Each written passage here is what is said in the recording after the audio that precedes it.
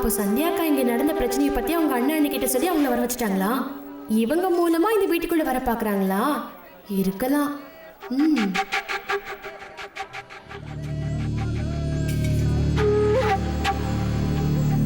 Gift எல்லாம் வருது. சந்தியாக்காவோட அண்ணன் வராரு. அவங்க அண்ணியும் வராங்க.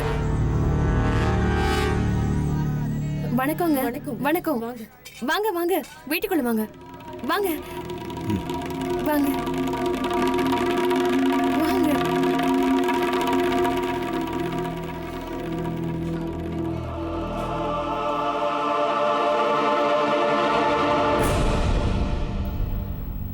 அம்மா, அப்பா உங்ககிட்ட சொல்லாம கொள்ளாம காலையிலேயே வந்துட்டோம்.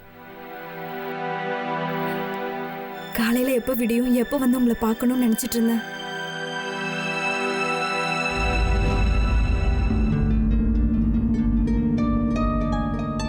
அத்தை, சூர்யா என்ன இன்னும் காணோம்?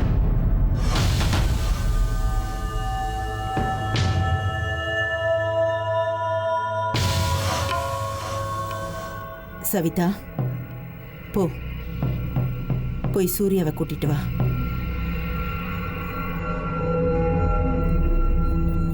அத்தை,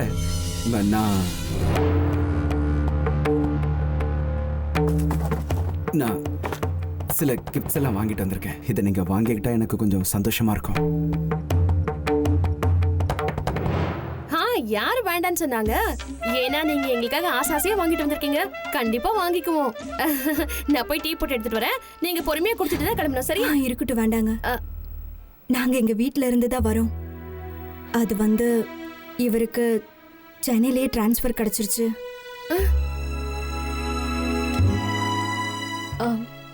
அண்ணா வராரு.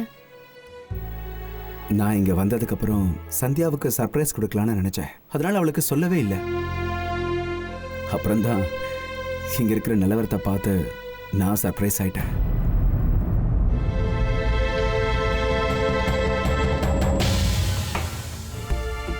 மீனாட்சி, சொல்லுங்க அத்தை.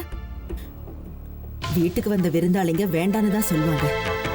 ஆனா உங்களுக்கு சாப்பிட கொடுக்கறது நம்மளோட கடமை. போய் எடுத்துட்டு வா. சரிங்க அத்தை. மீனாட்சி, உங்களுக்கே தேவையில்லை. இல்ல, சிரமம்லாம் ஒண்ணும் இல்லை, நான் எடுத்துட்டு வரேன். நாங்களும் உங்க வீட்ல ஒருத்தங்க தானே. பல வருஷத்துக்கு முன்னாடி உங்க வீட்ல சம்மந்தம் எடுத்தோம்.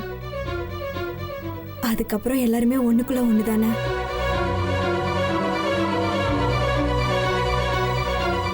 நாங்க எதையும் மறக்கலம்மா. இந்த சம்பந்தம் எப்படி அமைஞ்சதுங்கிறத நாங்க மறக்கல. பிரீத்தி, சொல்லுங்க அத்தை. போமா, நீ உள்ள போய் மீனாட்சிக்கு உதவி பண்ண. சரி மாமா, நீங்க சொல்றத நான் ஒத்துக்கிறேன். நான் என் தங்கச்சியோட உங்ககிட்டயும் போய் சொல்லியிருக்கேன்.